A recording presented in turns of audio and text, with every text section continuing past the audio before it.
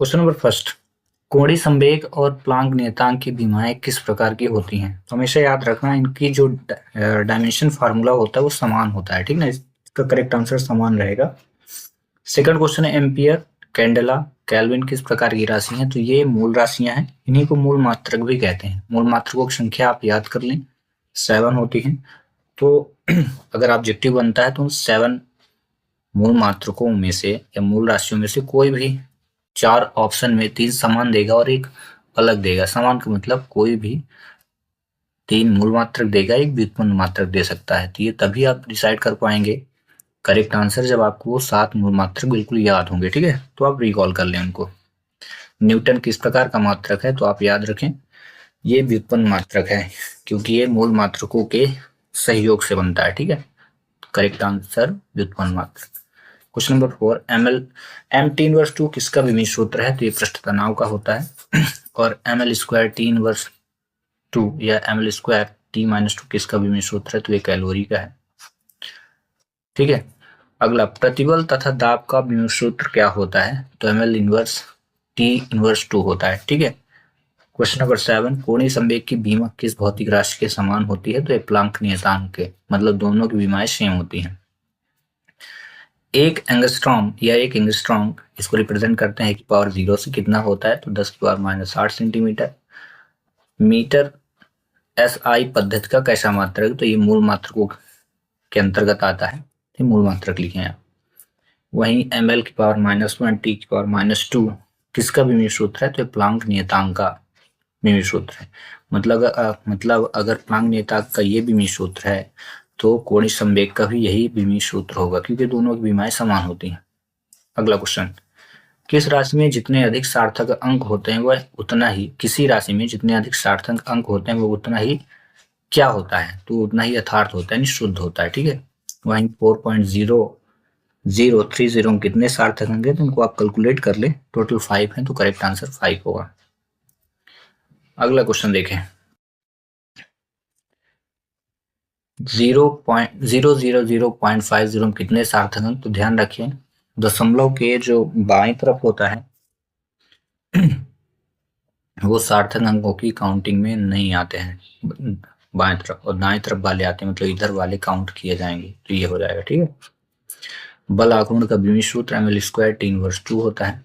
1 centimetre भुजा वाले किसी घन का आयतन कितना होता है? तो 10 की पावर -6 घन मीटर, याद रखें। अगला क्वेश्चन देखें, किसी 2 सेंटीमीटर भुजा वाले घन का आयतन क्या होगा? ठीक ना, वो भी मीटर क्यूब में बताना है, ठीक है। अगर इसको सेंटीमीटर में बताना होता तो ये डायरेक्ट 2 को 3 टाइम आप मल्टीप्लाई करते इस प्रकार से, तो 2 दूनी 4 दूनी 8 हो जाता, सिंपल, ठीक ना, 8। लेकिन इसको क्या मीटर में बताना था, इसलिए इसमें 100 का 3 बार इंटू हुआ है। तो जब 3 बार इंटू होगा तो कितना हो जाएगा? आप देखोगे 3 टाइम मल्टीप्लाई करने पे इन पे 6 जीरो इंक्रीज हो गए हैं, ठीक है।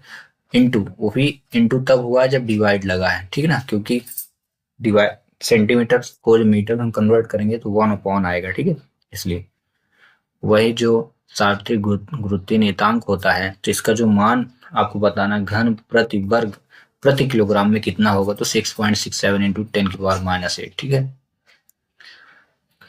किन समीकरण के दोनों पक्षों के मूल मात्रकों की विमाएं समान होते हैं? तो ये सत्य समीकरण के, याद रखें, ठीक ना, सत्य समीकरण के दोनों पक्षों की जो मूल मात्रकों की विमाएं होती है समान, इसी को सत्यता की जांच भी कहते हैं, ठीक ना। जब सत्यता की जांच आ जाता है तब तो आप जान जाते, लेकिन आपको बोल दिया जाए कि सत्य समीकरण की जांच करें, तब भी आप अलर्ट रहें कि सत्यता की जांच ही करना है, मतलब LHS is equal to RHS ही करना है, उसको बोलते हैं सत्य समीकरण, ट्रू इक्वेशन। सीजीएस पद्धति में कार का जो मात्रक होता है वो क्या होता है? तो ध्यान रखिए अर्ग होता है, ठीक है। वहीं 10020 में सार्थक अंक कितने हैं? तो 5 है। और 1 जूल कितना होता है? तो याद रखें 10 की पावर 7 अर्ग होता है। अगला क्वेश्चन, दृढ़ता गुणांक का विमीय सूत्र क्या होता है? तो ml की पावर -1 टी की पावर -2 होता है, ठीक है। वहीं वंडर वाल समीकरण क्या है? ये सन 2022 से 23 से 24 25 में, मतलब ये पेपर में क्वेश्चन आ चुका है, तो इसको आप याद रखें, P + A/V² bracket V - B is equal RT, ठीक ना।